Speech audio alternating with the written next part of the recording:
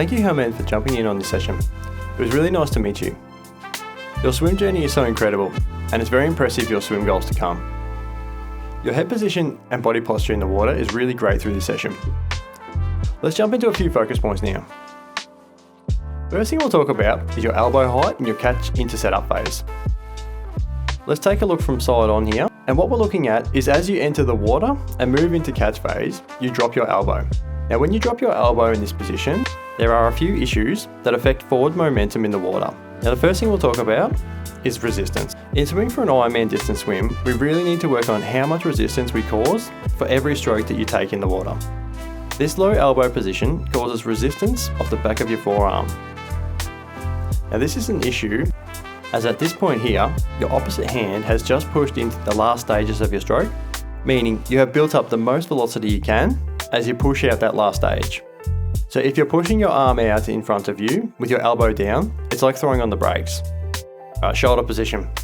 Because you've just dropped your elbow here, the next thing we see happen is your shoulder moves away from the side of your head with a straight arm pull. This here opens up resistance between the side of your head and your shoulder.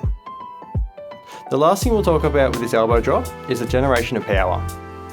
So with this low elbow position and your shoulder drifting away from your head, we are now looking at you having to pull through with a straight arm.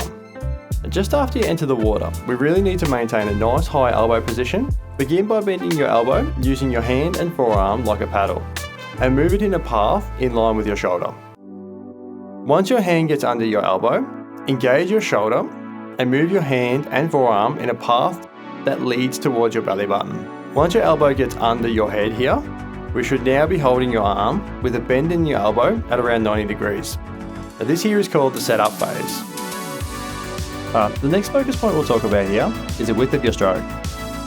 And what we're looking at is the movement from your shoulder, directing your arm out wide. Anytime we move your arm outside of your body, we will see a counter move to stabilise yourself in the water. Now looking from the top here, we can see your upper body is twisting. We need to get your arm under your body so you can recruit larger muscle groups when you get into that push phase. So while we're still looking at this width issue, what will help all of this is getting some rotation in your body. This setup phase under your body and recruitment of larger muscle groups will help.